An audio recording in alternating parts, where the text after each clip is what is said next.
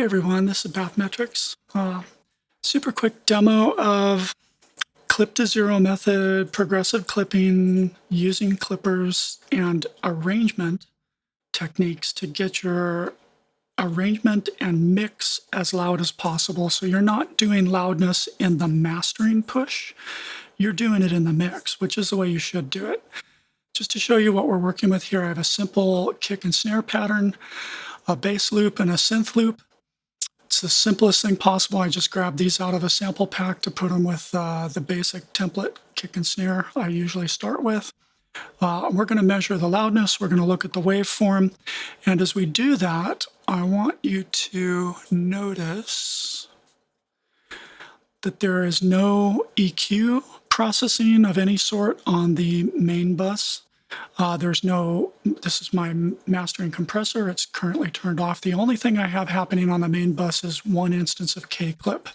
And then on my various tracks and buses involved in this, I've got KClip spread all across all of these.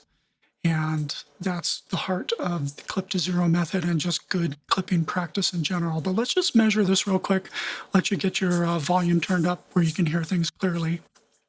And let's see what it measures right now. So this is, there's no processing on this at all. I've got no EQ on these individual tracks, nothing. It's just side chaining. So the two loops are getting cut out by a side chain to the kick and the snare, and that's literally it. I'm not using all of the tricks possible for loudness, just one of the most basic ones, which is sequencing your sounds so they all happen side by side instead of layering them on top of each other as much as possible. And that's side chaining is a big part of that. So let's see what this measures.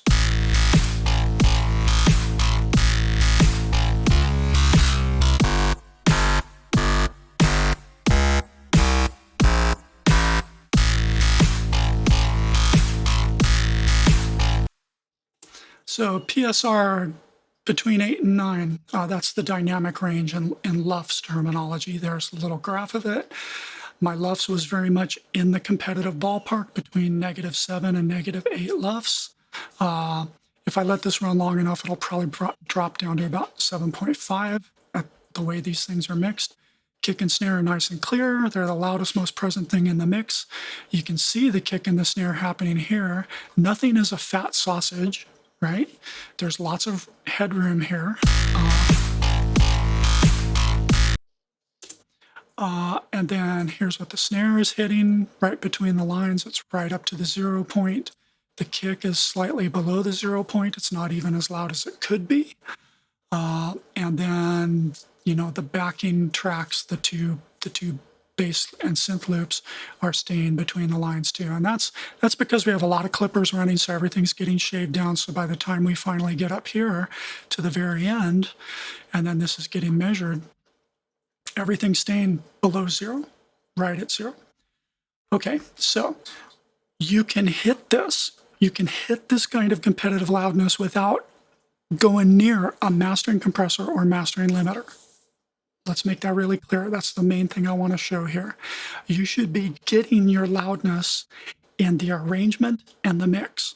You shouldn't be relying on your mastering compressor and mastering limiter to make it loud. That's totally the wrong approach, and that's what all of my earlier videos have always revolved around. Do it in the mix, do it in the mix. Here's how to do it in the mix, and the main key is using clippers intelligently and everywhere. Because again, if you haven't seen my previous videos, a clipper is almost essentially the same thing as a limiter, especially a hard clipper. And it's like a dirty limiter, slightly dirtier than a limiter, but not really by that much. And they're incredibly lightweight. If we look at, you know, all these KClips here, they don't use any CPU. They don't have any latency, right? They're just like these magical little limiters everywhere that don't eat your project resources at all. Okay, it's totally different than using an actual mastering limiter. And yet, look at how loud I'm getting with just an intelligent application of clipping throughout this project. So for a lot of this, I'm going to be turning off my microphone and letting you hear the before and after of the clipping, but I wanted to show you what we're working with. Okay, let's mute the basses, and let's see how loud just the kick and snare by themselves are hitting. I'm going to reset this.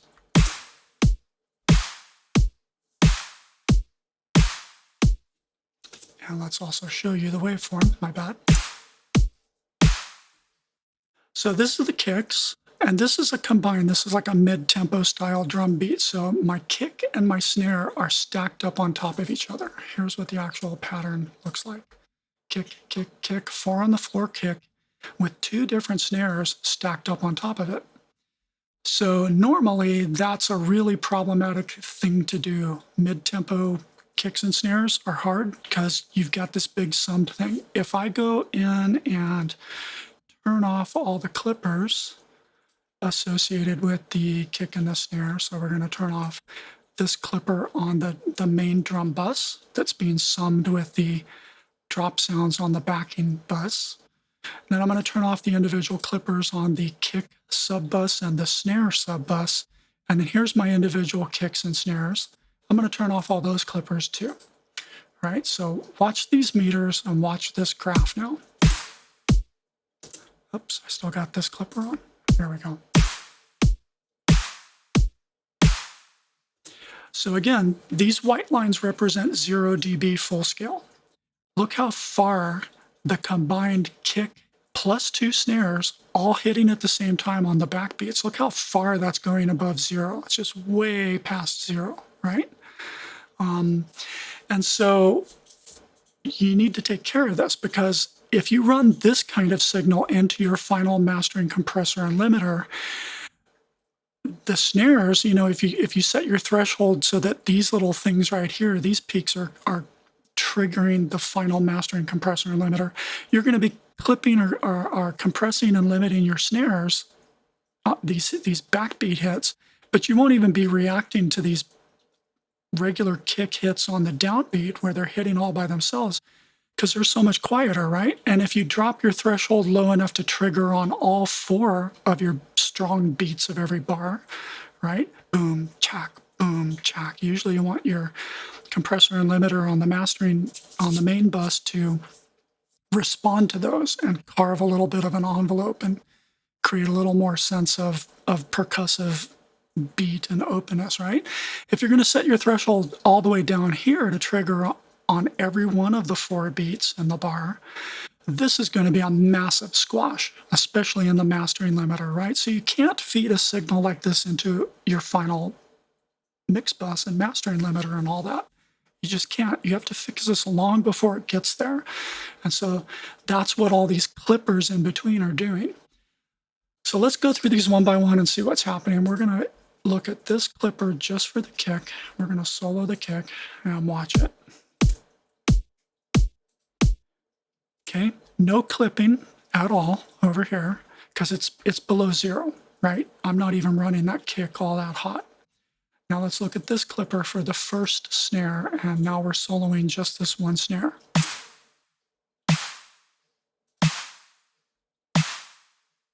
So it's clipping about 2.4 dB, and now I'm going to turn off the mic and A/B the clipper on and off so that you can hear there's no difference.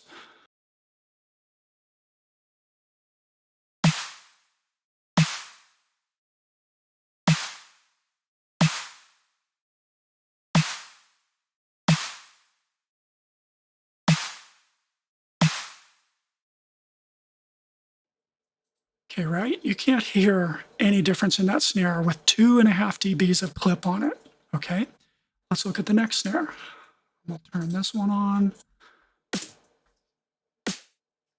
So as you can see, this second snare is just a tiny little top layer for a little extra high frequency spit and transient.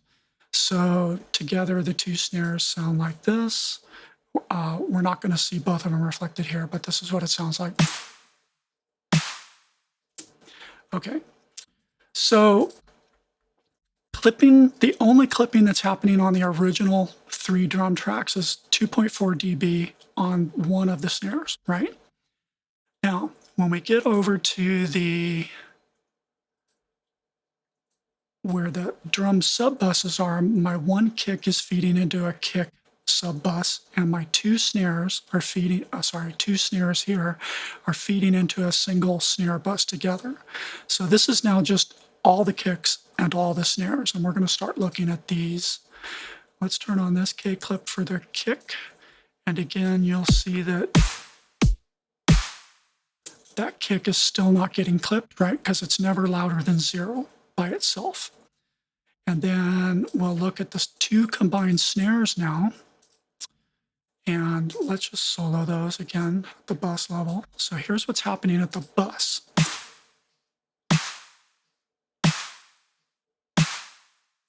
Okay, now notice this snare was getting clipped 2.4, but now that it's summing together with the second, much quieter, smaller snare, it's being clipped again for another 2.3 dB on this bus, right?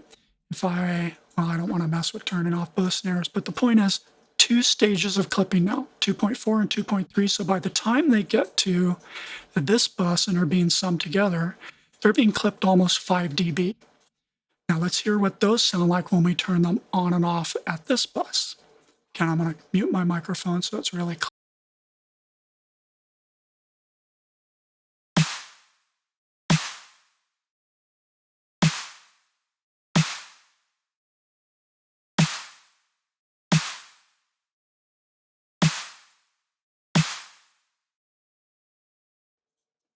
Again, you can't hear any difference, right?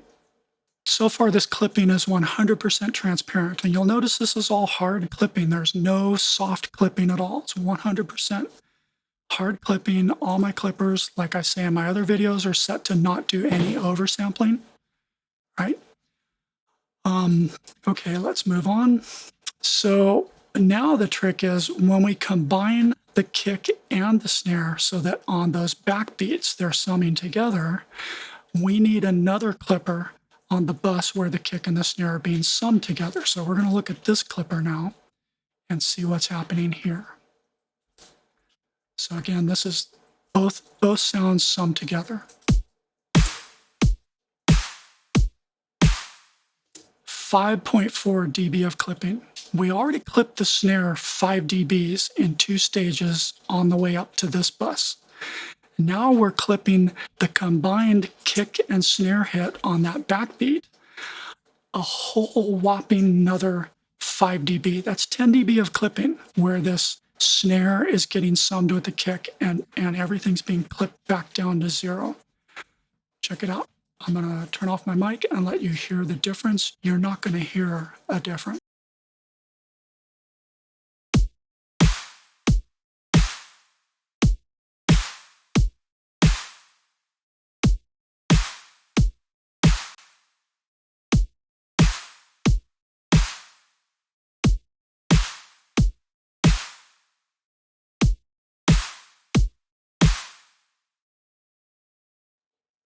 Could you hear a difference?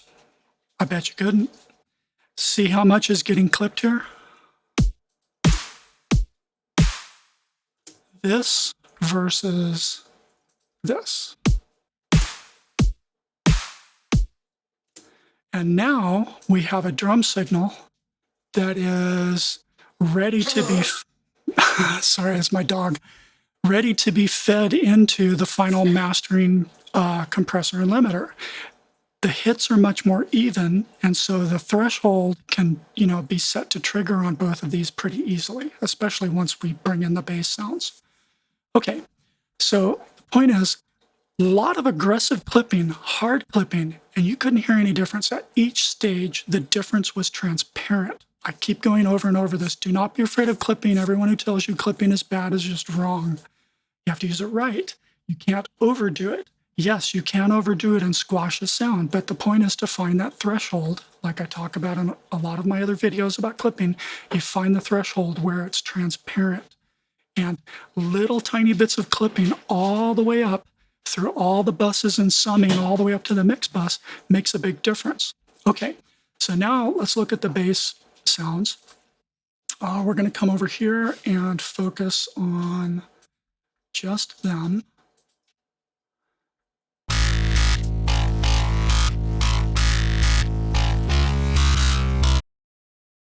So we don't have any clippers on the individual sounds. We're just summing them together. Well, they don't hit at the same time, right? It's one, then the other, which is part of the trick for loudness. Don't stack things on top of each other any more than you have to, right?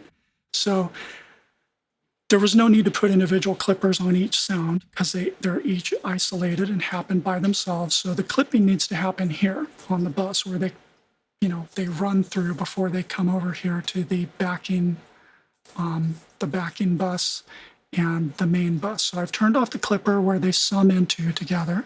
I've turned off the clipper on main again. We're only hearing the clipper for these two sounds when they run through their first parent bus here. All right, so again, we're going to take a look at KClip. Where are you? Bring this down for you again. All right. So this is with the clipper on, and then I'll bypass it off and I'll turn off my mic so you can hear the difference for yourself and see how much we're actually clipping it right here.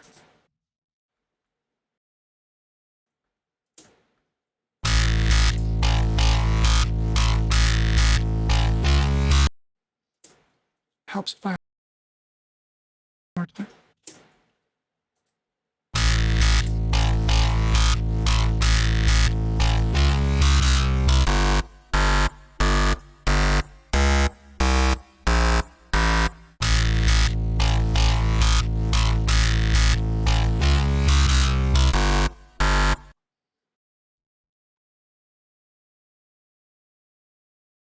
So I keep turning that off.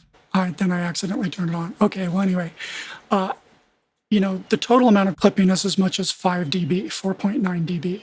So let's hear it. Let me be real careful about my mic on and off. And now I'll bypass this for you, and you can hear that there's almost no difference.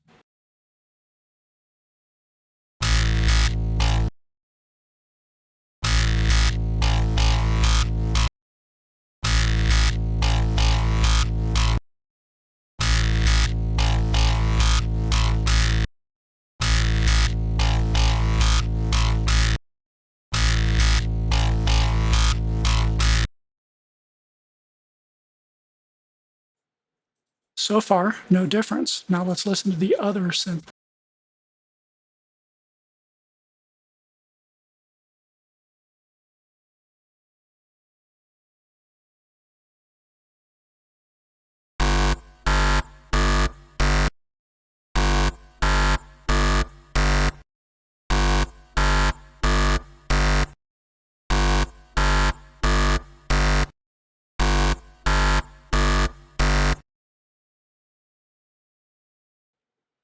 Again, no difference, right? One of them's being clipped nearly 5 dB, the other one's being clipped 3.6 dB, just no difference.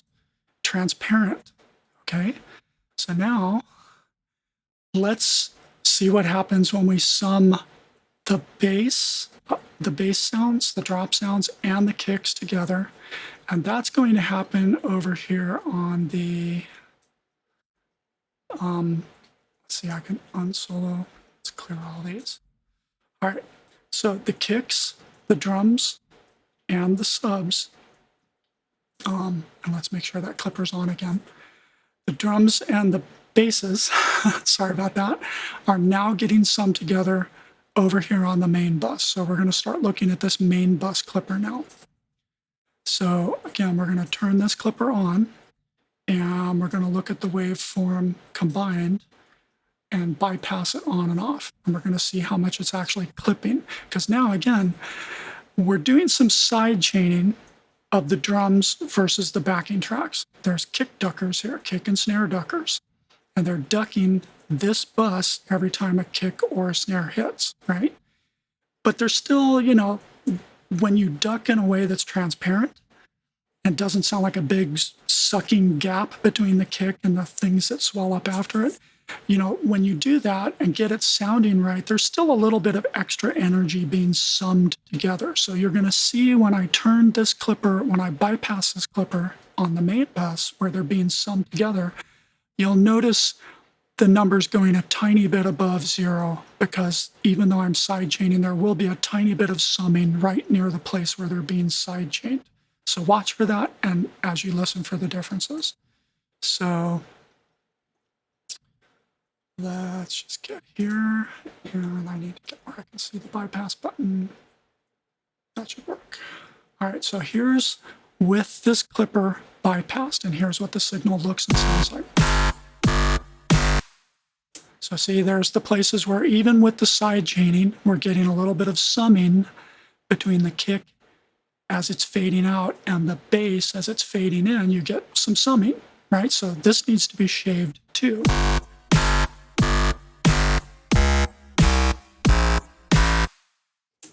All right, now if we kick on this clipper to get everything trimmed back down to 0 as those two sounds are summed together, watch what the signal looks like now.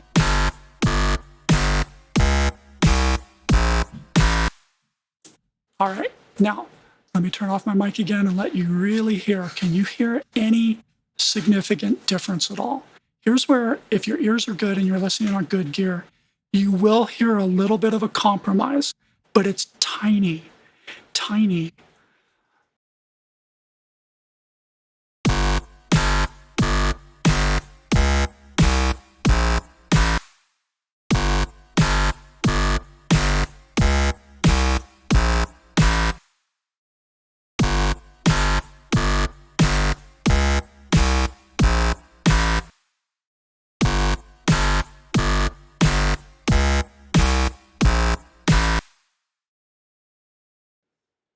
Bet you couldn't hear any difference, most of you. All right, it's so tiny. It's a tiny, tiny compromise. Now let's listen to this bass line summed in with all that. Again, I'm going to turn off my mic and bypass back.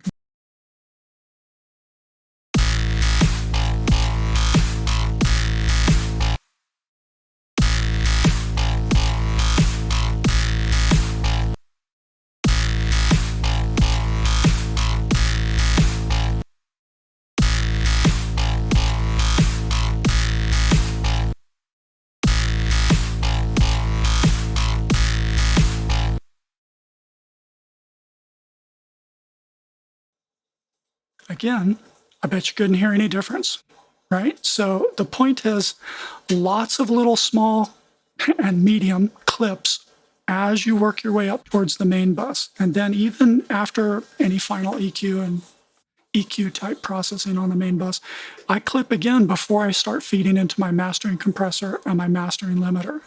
And again, with just these clippers, just this type of progressive clipping, where everything's running right up against the ceiling at 0 and driving past it, but they're being clipped off at 0, my clip to 0 method, we have a waveform that looks clean and is hitting these measurements.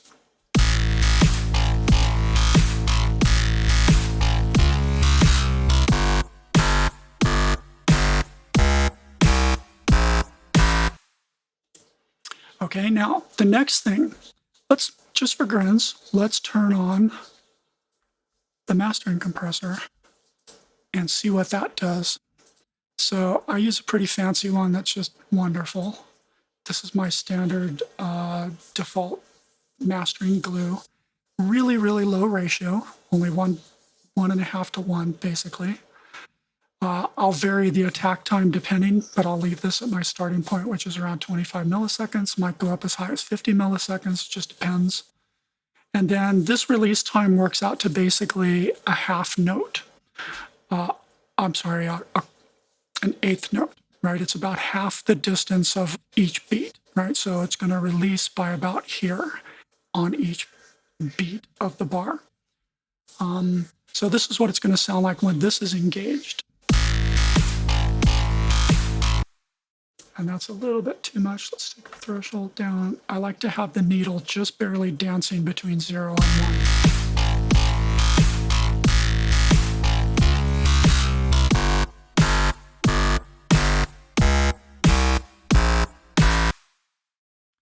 Now, you probably won't hear much difference. It's subtle, but it's shaping the waveform slightly.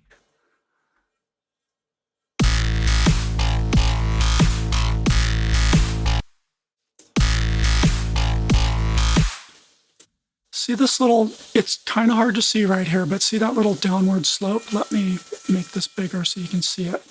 See this little downward slope like that? That's the compressor doing a little bit more shaving to reshape the waveform so that now when the limiter comes across and chops this off, it's only chopping off a little pokey corner to the kick, right? Instead of a big flat kick. If I bypass this, watch how this part right here changes and it'll become flat across. See that? See how the kick transient, or actually that's the combined kick and snare, is this big fat solid thing. So when the final limiter comes along and shaves this little thing right here, right, it's going to have to do a longer shave, and that's going to be noisier and more distorted, and it's also a little less punchy. Now when I kick on the compressor again, watch how this shape right here changes. It's subtle, but that's a couple dB, and it's got a triangular kind of slope to it now. So when the clipper comes on, I'm sorry, the final mastering limiter comes along and shaves things like, say, right about where my line is, like by about 1 dB, it's barely going to touch the sound of that combined kick and snare, and it's going to sound cleaner and punchier instead of getting squashed and rubbery. So this is why you use mastering compressors, and I still need to do a whole video on mastering compressors, but that's the meat of it. You want it barely touching your waveform. You want it only touching the waveform on the strong beats to shave them and shape them a little bit so that when the mastering limiter comes along, it has an easier time with things. But now, you may or may not be able to hear. I'm going to toggle on and off with my mic off. And let's see if you hear a slight difference in the punchiness or the openness of the sound, because that's another thing compressor settings like this will do. I'm going to toggle it off, turn off my microphone, and let you hear it back and forth.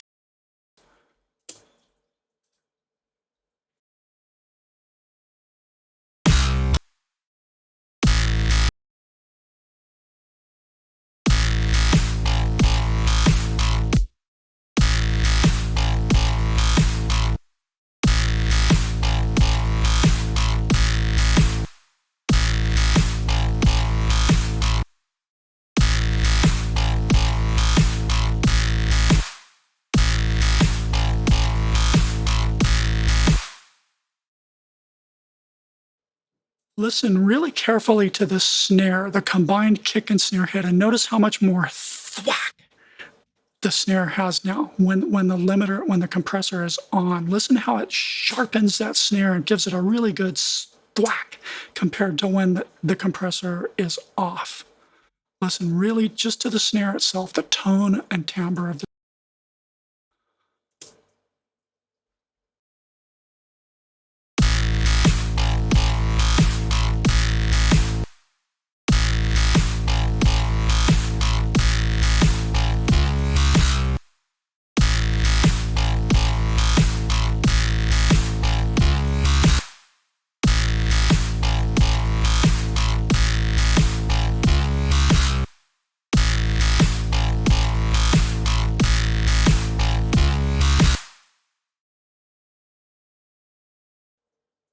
Okay, so it's a real subtle difference, but it's there if you listen for it, if you've trained your ears to hear it. This is why we use mastering compressors, and this is why we're really gentle with them and set them up a certain way. So that's pretty much all I have to show you. I mean, I could run this into a limiter, but at that point, all I would really be trying to do is shave these true peaks off and get them down to wherever I need to for the final platform. Oh, let me show you this too, because you hear this claim all the time that, oh my God, if you run a loud mix like this into Spotify and, you know, the codec and the lossy compression and all that, it's just going to sound like crap. No, it's not. Watch. I love this tool because you can actually hear what the codec will sound like. Spotify, premium users, 320 kbps Ogg Vorbis. Let's hear it with the codec on as if it were playing through Spotify versus the codec off. All right, so here's with the codec off. And let me turn off my mic again and I'll go back.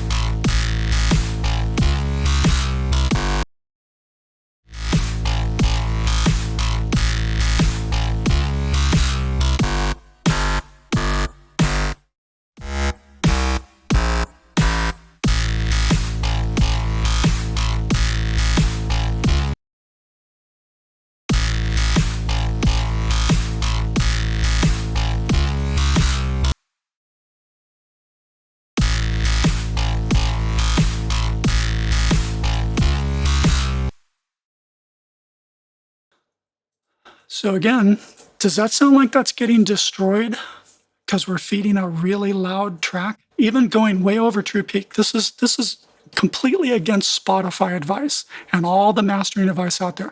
All the mastering engineers out there that are, I don't want to get into it. There's a lot of well-intended YouTube teachers who will say, oh, you have to follow Spotify's rules and you have to make sure that your true peak is -1 dB, or that lossy compression will kill your sound. You'll get these ISPs from the lossy compression and everything will be terrible. Look at this. My original master, it's not really a master, but I'm hitting 1.3 over 0 true peak and 0.89 on the right side. So I'm over true peak by about 1.5 dB. And yet, it doesn't sound significantly different, or certainly not worse, when the codec is on, right? So the point is, a lot of this well-intentioned advice is theoretical and theoretically sound, but in practice, electronic dance music producers ignore most of it, and so do pop producers and record companies. And if you analyze all the reference track masters you've got, good lossless masters, you will see that in the dance genres where you have to have competitive loudness like this, no one cares about true peak. They're letting true peak fly right over 0. Because again, the horrors of your true peak getting compressed are just not true.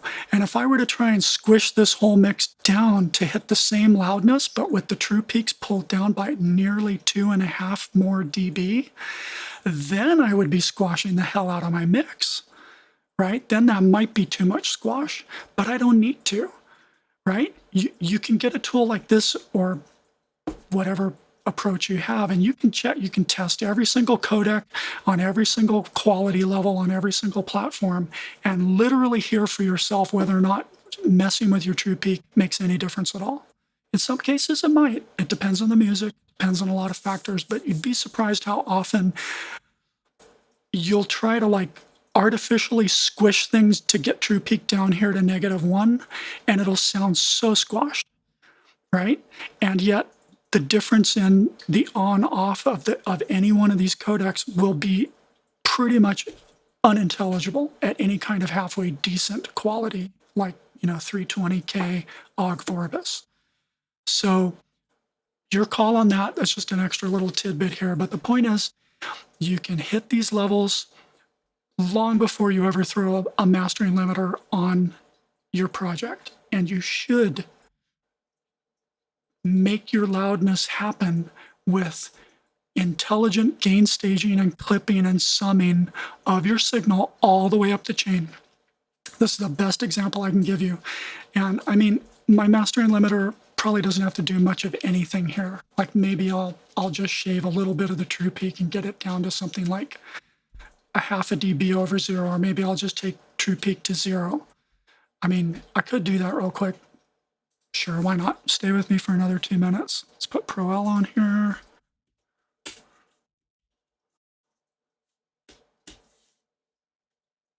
All right, so let's set this up the way I like it. All right, I typically like my mastering settings like this. Sometimes I'll use transparent, sometimes I'll use modern. Well, these are just my basic settings. I won't get into it. I'll make the video even longer. So you'll notice I do have true peak limiting on, and right now the true peak ceiling is set to 0. So here's what it would sound like if I limit it further. And I don't even need to drive it because it's already right up close to the line. So I'm automatically going to clip a little bit or limit a little bit just to get it to this true peak ceiling of 0. All right, let's hear what it sounds like.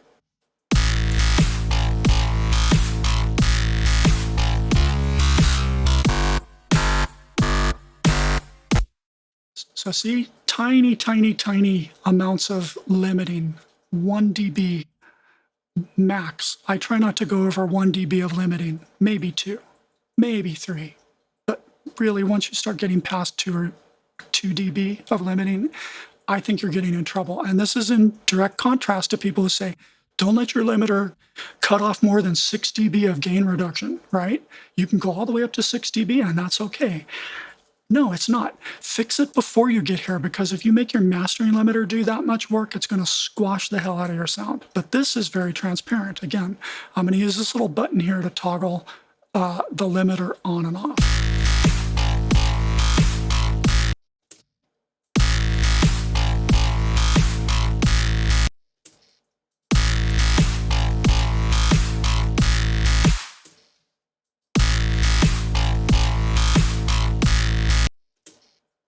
Okay, hopefully this has been educational. Learn from this, examine this, go check out my other videos about clipping and loudness, which are a lot longer. Put it all together, think about this, practice this in your own projects, and you will be a master of loudness in no time. Talk to you soon.